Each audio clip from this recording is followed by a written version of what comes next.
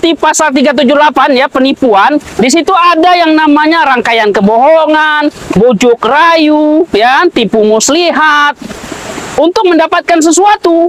Nah, sementara sahabat ini yang bertanya ini kan dia tidak pernah menawarkan diri untuk membuat paspor, tetapi si pelapor inilah yang minta tolong buatkan saya paspor. Ya ditolong lah. Ada kos yang dikeluarkan, ya mungkin ongkos karena dia tinggal di kabupaten ke kota Palembang, ya kos inilah mungkin ongkos mobil, uang makan minum, kemudian memang ada biaya-biaya resmi. Nah, itu diminta dikembalikan dalam waktu segera, kalau tidak dia akan dilaporkan polisi. Maka saya katakan tegas kita menjawab, perbuatan saudara kita ini bukanlah penipuan dan bukanlah suatu tindak pidana.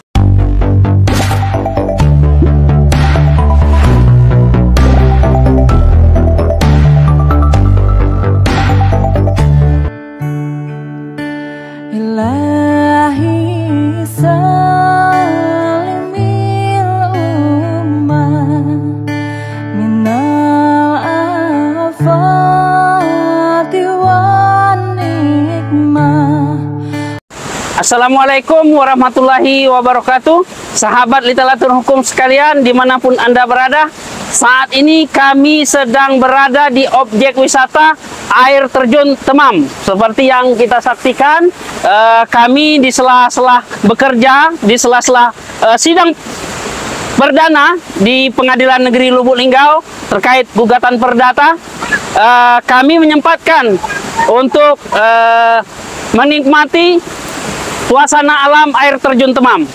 Namun sebelum kami bercengkerama dengan alam air terjun Temam ini, ada pertanyaan dari sahabat literatur hukum kepada kita melalui tim admin kita. Sebelum kita menikmati suasana alam yang sejuk dan permai ini, kami akan menjawab satu pertanyaan dari sahabat literatur. Ada sahabat kita ini di kota Palembang, beliau tinggal di suatu kabupaten, kemudian dia diminta oleh temannya membuat paspor, minta bantu diurusi paspor, kemudian dia uruslah paspor ini, dia tidak meminta biaya baik uang muka ataupun setelah mendapatkan paspor, atau kata singkatnya dia bukanlah biro jasa atau bukan juga calo untuk pengurusan paspor. Karena dia sedikit berpengalaman, makanya dia coba membantu temannya ini untuk pengurusan paspor. Namun seiring waktu berjalan, paspornya ini tidak keluar atau tidak dapat. Sudah menyetor biaya segala macam, ternyata paspornya tidak bisa dibuat karena kesalahan si yang minta urus paspor ini. Karena dia pernah mengurus paspor dengan nama yang berbeda. Makanya dia tidak bisa diterbitkan paspor lagi. Nah, anehnya, sahabat literatur ini dilaporkan polisi bahwa telah menipu. Pertanyaan dari sahabat kita ini, apakah dia bisa dihukum penipuan, ataukah adakah hukum yang dia langgar terkait dengan peristiwa yang dia ceritakan tadi. Nah, sahabat literatur hukum sekalian, seperti pasal 378 ya, penipuan, di situ ada yang namanya rangkaian kebohongan, bujuk rayu, ya, tipu muslihat untuk mendapatkan sesuatu. Nah, sementara sahabat ini yang bertanya ini kan dia tidak pernah menawarkan diri untuk membuat paspor, tetapi si pelapor inilah yang minta tolong buatkan saya paspor. Ya ditolong lah. Ada kos yang dikeluarkan, ya mungkin ongkos karena dia tinggal di kabupaten ke kota Palembang, ya kos inilah mungkin ongkos mobil, uang makan minum, kemudian memang ada biaya-biaya itu kan. Nah, itu diminta dikembalikan dalam waktu segera, kalau tidak dia akan dilaporkan polisi. Maka saya katakan tegas kita menjawab, perbuatan saudara kita ini bukanlah penipuan dan bukanlah suatu tindak pidana. Karena dia tidak pernah menawarkan diri untuk membuat paspor, kemudian dia tidak minta uang upah atau uang jasa, baik di awal ataupun di akhir atau uang muka. Dia murni menolong tanpa biaya. Nah, kemudian kenapa paspornya tidak keluar? Kan itu pertanyaannya, sehingga si yang minta tolong ini menganggap sahabat literatur yang bertanya ini adalah menipu, ya kan? Nah, karena dia dia ini tidak pernah menawarkan jasa dan dia murni menolong, tidak mendapat upah, tidak ada keuntungan dari situ, maka dia bukanlah tipu muslihat dan juga bukan bujuk rayu. Artinya dia tidak bisa dikenakan dengan pasal penipuan ataupun penggelapan, sama sekali tidak bisa. Jadi apa yang dilakukan itu bukanlah suatu tindak pidana. Nah kemudian, apakah sahabat literatur hukum tadi bertanya, apakah saya melanggar hukum? Tentu tidak, karena niat saudara adalah membantu dan Anda tidak mendapatkan keuntungan, Anda tidak mendapatkan reward, ya otomatis apa yang dirugikan? Apa keuntungan bagi diri sendiri? Bagi si sahabat literatur ini kan tidak ada.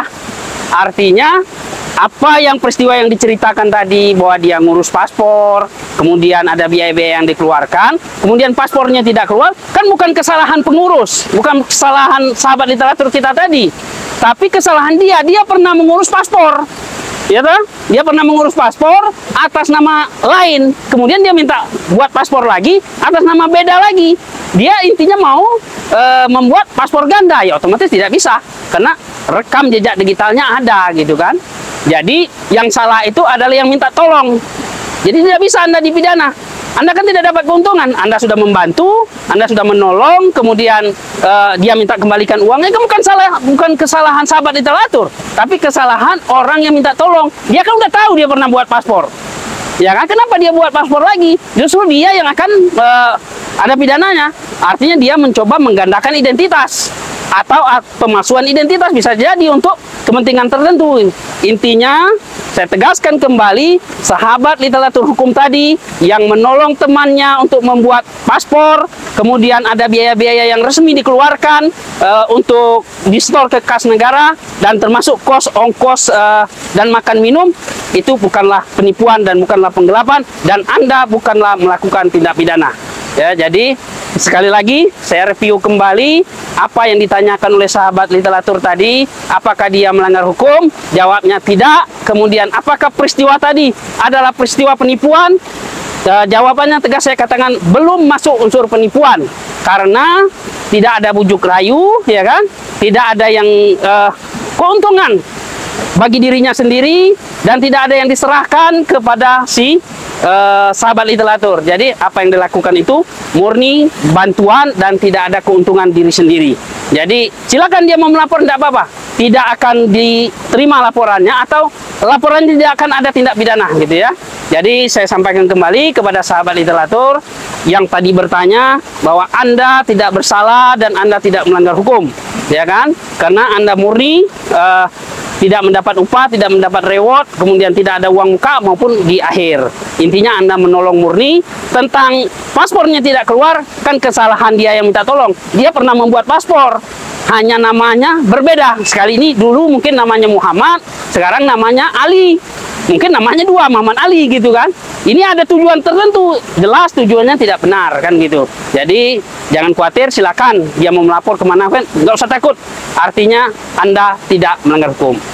Itulah sahabat literatur hukum sekalian, atas pertanyaan salah satu sahabat kita tadi telah saya jawab. Apabila ada saran, pendapat, atau kritik, silakan tulis di kolom komentar di bawah ini. Insya Allah akan kita jawab. Kalaupun ada saran-saran yang bersifat membangun, akan saya ikuti.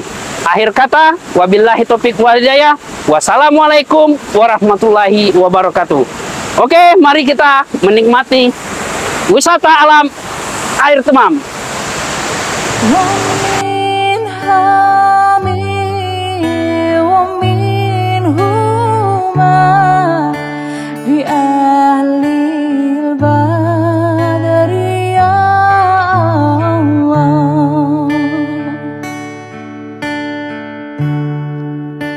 Salatu